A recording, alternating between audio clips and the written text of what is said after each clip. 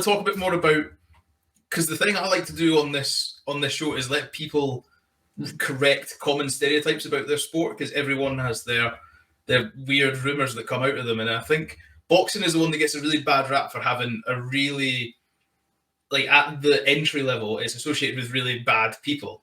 Yeah. But then as you go up, it sort of changes. But do you find that in boxing? Because, like, obviously everybody you've spoken about so far sounds lovely, switched on, committed to it, and going like that. So it's like, do you have anything to say to these people that just say, "Oh, boxing's for thugs"? Is effectively, because I've written down the stereotypes you find when you type in "is boxing for da da da," who does boxing da da da. Do you find like that's a really just a common misconception about boxing that these stereotypes come from? Yeah, definitely. Everyone that I've met in boxing is just like, well, not everyone. You obviously get your few that are a bit different, but usually everyone that you meet is like respectful and like disciplined and stuff like that as well. And you don't really like, even down at GB, like I go down. I've got competition with Joe Tyers, so he's the English lad at my weight, and like even like down there and with him, like we're mates as well. It's not like I don't know where people would get that from. To be honest, they kind of like misconceptions. It's mad because everyone's just respectful, and you see it after they fight each other as well. It's like they're hugging and embracing and stuff like that as well. So it's not there's not really many thugs in it, to be honest. You get your odd one or two that are the mouthy ones and stuff like that, but most of the time it's just respect.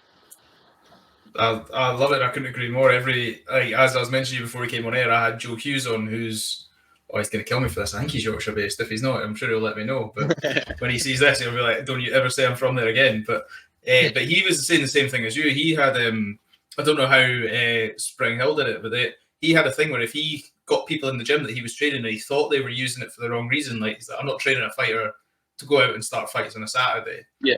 He would like immediately cut them out of the gym. He's like, "Nah, you're not coming back in. Like, this isn't the place for you." What's it like? Like, do you guys have that same ethic there, where you're like, if you're in here, this is how we do it, and this is the way we do it? Yeah. Even really any gym that I go to, you're kind of taught that from a young age anyway. Even at like Rob Roy, that's obviously my club now as well. It's just kind of the same. Like if you're not there and you're not doing it for the right reasons, or say like you're not listening and stuff like that, you're not taking like the stuff on board that they're telling you, then they'll just tell you basically that like this isn't for you, kind of thing. Like, you know what I mean? So and you're always kind of taught that as well. Like once you're a boxer, your hands are weapons and stuff like that. The class is weapons and stuff like that as well. So like you kind of it's drilled into you for even the coaches and anyone around boxing. They all kind of know that you've not to. That's not what it's to be used for. It's a sport. And so yeah, you kind of get taught that. Yeah. I think it's a really good lesson for people as well. It's like just because you can doesn't mean like it's a thing. Like like I think you summed it up perfectly when you feel like I do enough fighting in the ring. I don't need to do it anywhere else. So. Yeah. You do enough fighting in the ring. I don't want to get punched anywhere else. I have a chance to put my gum shield in, and I've got good teeth. I know. They want to ruin this face anymore. Hey, don't worry, a man knows, like rugby knows that mine's like squint. I think my missus hates when I'm sleeping because I just snore because there's like no air goes through that nostril. So you're all right. So that's actually a nice point that comes back onto this. So kind of similar to how we said it, like school, and then you're like, some kids give you a bit more respect than that. Have you ever had it like, obviously we were talking again before you came in here, you're finally getting some downtime now because you've been pretty active, but when you are sort of out on the town on a Saturday, there is a lot of these warriors that come out on a Saturday and they're in the wrong places for the wrong reasons. Yeah. Now you get these medals and you're getting a bit more recognition, especially in Scotland, do you get recognised a bit more? And do you ever get people sort of giving you the look as in like, there's no way he's a boxer, and then like you see them just sort of eyeing you up, and like, how do you deal in a situation like that if you have had it? Yeah, anytime I go out, I don't really get any bother of that. Usually, if I go out locally and stuff like that as well, everybody's like sound. They're just talking. You're still Reese from like 3 doors over that way, though, yeah. I'm still just Reese. They're all fine when I go out. Yeah, it would be like me trying to get away from them because they're talking too much about boxing, and I'm trying. You know what I mean? So usually I've not really kind of experienced much like that. And then like if I go out in Glasgow or that as well, I just keep to myself and keep with my mates rather. I don't really, I kind of avoid the trouble anyway. Just like, so I've never really had any bother when I go out. Kind of more just a chilled guy. I'd rather just go out and enjoy my night, and not get involved in that. You're a classic like pub and some live music rather than nightclub type scene guy. I don't know. I like both. If I was to go out, I don't mind. I'm not start in the pub and then go. Oh, that's it. Aye, both. I'm not picky. I'll go anywhere. What's your go-to drink? I'll have one. No, I asked you what it is. I know, just have whatever. Aye, just anything. I love that, man. That sounds class. I look forward to the Refuse to Fail end of season night out with you. Aye, definitely. The Christmas night out. Mate, I'll fund if a sponsor wants to get involved and fund the Refuse to Fail night out, I'll take as many selfies as you need me to take, and I'll run around with some branding stuff on it. But I fund the Christmas night out for me, Reese, and the gang. That'll be it all. It'll be we'll get 11 of us. 11 of us. So it wouldn't be that expensive. We'll bring the rest of the Scotland team or something as well. Get a laugh. Everybody gets +2, so 33 folk. Sorted. Right, there we go. You can be in charge of planning it. You pick the place. I'll just tell everybody to get there. See, I'll pick the place. What's it called? What's that bar in Glasgow called? Is it Cat House or whatever it is? I don't know. I've heard it's pretty unique in its clientele, so it could be a night out. Sorted. Amazing. Right, done. So now that we get back on track after we've now just planned a class night out, which I can't. I know we've just planned a Christmas night out, and what day is it? 13th of Feb, so we're sorry, we've got time to get it done. You've plenty of time to plan. Exactly. So somebody's got 10 months to hear this and give us a call. So my email's in the social links, you can find it. Right, 2021 AIBA World Champs. How was that? Was that your first senior tournament? So it wasn't my first senior tournament. It was I had went to like a multi-nation tournament before, so because we had COVID, I didn't get to box senior. Kind of the year the COVID came, that's when I had turned senior. So I was getting ready for my first Scottish, and then obviously COVID happened. I had one senior fight, and then COVID. So I had a year off or something like that, and then I came back, which was good, by the way. I'd say that kind of that COVID, that year off was probably beneficial, to be honest. It was. I was going to ask you, how was that? Like, did you have to train like throughout, or did you take like a proper year off for boxing altogether? Yeah, so I still trained. Still trained a bit with my brother. At that time, I was moving clubs. Just before COVID, I was moving. I had just moved to Rob Roy as well, so. It was kind of like that year in my youth, my last year of youth. I was kind of a bit fed up with just the moving clubs and stuff like that, and I don't know. I was kind of struggling a bit with the boxing. So when I moved to Rob Roy, started training there, I started enjoying it a bit more again, and then COVID came as well. So I was still training with my brother. It was like I'd go train with my brother and stuff, and then. I'd obviously get the rest of the day off to just chill and do whatever I wanted. My girlfriend stayed with me as well. That kind of during COVID, she moved in with me, so I was just kind of chilling. So I kind of enjoyed that. And then I came back for COVID, and we went to training camps with Scotland. So we went to, I think the first one we went to was down in Brighton, and then we went to Ukraine. And then after Ukraine, we went to, I think it was another tournament. I think my first tournament was one in Serbia anyway. So that was like my first international senior tournament. And I boxed a French kid who he's beat me twice now. Actually, he beat me at the Euros as well. He's good. So I kind of got the ring rust off, and then I had to train, and then. I had a few tournaments here and there. I had the under-22s, the Europeans under-22s, and I had another one in Lithuania. And then it was getting. You're quite well travelled, eh? You seem to have done a lot of boxing everywhere except Britain. Yeah, we go everywhere. So because we're boxing internationally as well, we're kind of like at the top level of boxing amateur. It's mainly just like international tournaments you'll go to now. So I don't really do any like club level stuff for that. It's more like if I'm boxing, I'll be in a different country. So into that, but the Worlds was my first ever senior Worlds as well. That was kind of my first ever senior major tournament as well. I obviously had the under-22s, which is a senior, but that's like kind of like an entry senior, if you know what I mean, because it's under-22s. It's not a proper Europeans. So that was like my first proper major senior tournament. Yeah. Class. And what was the build up to that like? Because obviously you probably would have had that sort of circled on a calendar as like, this is the big one for this sort of 6 months, 8 months time period.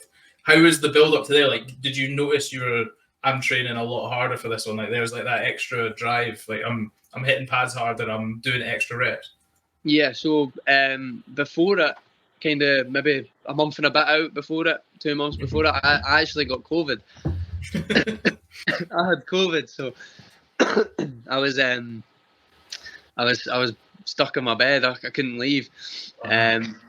And obviously the other boys had went to a different tournament. They had went to a tournament in I can't actually remember where the tournament was. I think it was like Croatia or something like that. Anyway, they had went to a tournament, and obviously I had to miss it because I had COVID. So kind of getting back into training as well, it was probably a bit harder, to be honest, because I still kind of had the after effects of getting COVID. Like like when I was training, it was like a lot harder than what it was before I got it. You're blowing that bit quicker and stuff like that.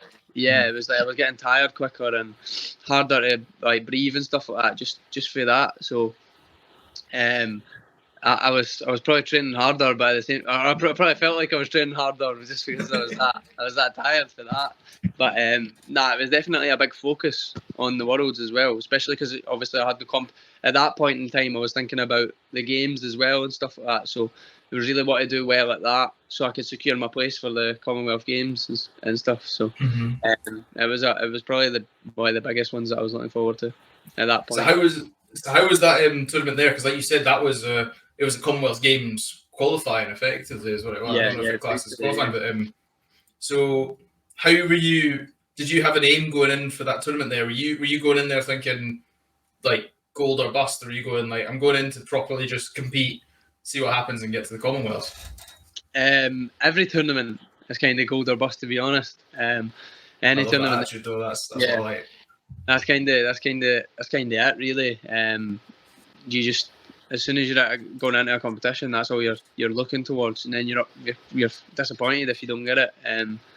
So like going in there to the Worlds and getting a bronze, obviously after the semi-final, when I boxed in the semi-final and I got beat by the Tuck, I was disappointed. But kind of once you look back on it, and like I had a few days until I got my medal as well, so you got to then like realise what achievement I actually made. So it's good, but yeah, it's mainly gold or bust, to be honest. That's classic. I was going to ask you like how it does when you do get that medal, but like you say, you actually have that wherewithal, which is quite a mature thing to have, to go, actually, like, fair enough, gold or bust was the aim, but I'm still walking out here with a bronze and a sick looking title, so we're not right. How does that affect you though? Like you said, when you lost to the Turkish guy, obviously he's correct me if I'm wrong, he's the one that's ranked ahead of you, isn't it? Because you're world number 2 at your weight and he's number 1. Yeah, so he's in fact we're joint together. I don't know how that's kind of how they've done that. I think it's just the way the tournaments have went. Right. We've kind of got the same amount of points, just for where I've went and he's not went and stuff like that. So why is everybody ranking you as number 2 then? So we're both joint number 2, and then there's Andy Cruz, who was the Cuban. He's ranked number 1, which is like. I think the report I was reading today from December was saying you were number 2 and he's number 1. Nah, that's I'd put him number 1 just because Andy Cruz is he's went pro. All right, okay. So he's boxing pro now, so he's not really there, but he's still ranked. He's still still ranked there. He's still in the rankings. So me and So is he only going to just drop down just by not competing for a while, then just like the points just drop off? Right? Yeah. Or if they might take him out eventually once they realise that he's not going to box amateur, or he might come back. No, I don't think he will, because he would have had to have left Cuba to go. He would have had to have like defected Cuba to go pro, because they don't let them turn pro over there. So. Yeah, of course they don't, do they? No, you have to. Is it the States you have to go to for Cuba? Yeah, they basically need to run away, basically. So. That's mad. Different conversation for a different day. That one, I don't know anything about that. That's a shame. That I don't know. I don't know too much about it myself. I just know that. So, but best of luck to him. Fair play. So I'm joint second with Osman, but I'll put him first, and I'll come second for now until I box him again. But yeah, I'll give him first. He can take Cruz's place, and I'll stay second. You can have it for now. Yeah, you can have it for now until I take it off him. I love it. That's the attitude you got to have though in this sport. Like it's a direct competition sport. It's not a team thing. Yeah, you have to be the best. You have to beat everyone around you. So yeah, to be the best, you need to beat the best, don't you? So. Exactly. I was going to try to avoid getting copyrighted from somebody, but it sounds more impressive when you say it. So how did that go then? When you got, like you said, it was gold or bust, and then obviously you did lose to the Turkish guy in the semi-final. How were those emotions? Like, did you have to get your head back on for the bronze medal match? Or? Yeah, well, obviously once, so I got beat off the Turk, so I had already got the bronze, so that was me boxing for the of course, silver, or the silver or gold. That was for the finals. So obviously just getting beat, you come out, you're obviously going to be disappointed and stuff like that as well, especially just like just a bit deflated, because obviously you wanted to go all the way, but once you've kind of sat down with like your mates and that, my teammates, my mates, and stuff like that, and obviously speaking to them, and you realise how well you've actually done there. But up until then, you're just obviously disappointed that you didn't go further, because you're just looking for the gold. But then how was coming back from the competition after that? Because obviously, like you said, there was still a massive achievement because you were the first Scot to get World Champs medal there. Yeah. So did somebody tell you that at the time when you're like, you've got the first Scot to get the medal, or did that sort of come later when that sort of got announced to you? No, I knew that straight away. Like even after the quarter-final bout when I beat the Kazakh and I guaranteed myself a medal, I knew then that I was the first Scot to do it, because I just knew, because of the Scotland coaches and stuff, like that's kind of how they were driving us before that. They were telling us like we'll be the first to medal and stuff like that. That was kind of like that was what they were telling us to push us on. So I knew that when I came out, and obviously I think at the time as well, after I had won that fight, I'm sure BBC had put that up, and like on the news article and stuff like that, saying that I just won the bronze medal. So I knew that. So after that, I had a day off, and then I had to get my head back in, obviously, to box in the semi-final, which is hard as well when you're up that high. It's hard to then kind of focus yourself, and I think that like having that there kind of sorted me out to then go all the way at the games, rather than stuff like that as well, kind of experiencing that feeling, and then I knew how to go around it better for the games as well. So hey, thank you for listening to this Clips episode on YouTube, and then if you want to hear the whole podcast, you can find them on Apple or Spotify, as well as the full video version on this YouTube channel, alongside all the other great content we produce on a weekly basis. Thank you so much for listening, and I hope to see you again on another Clips episode or in the full episode podcast. Tweet us, tag us, let us know what you thought. All the links are down in the description. It means the world that you guys come and support us, so thank you very much.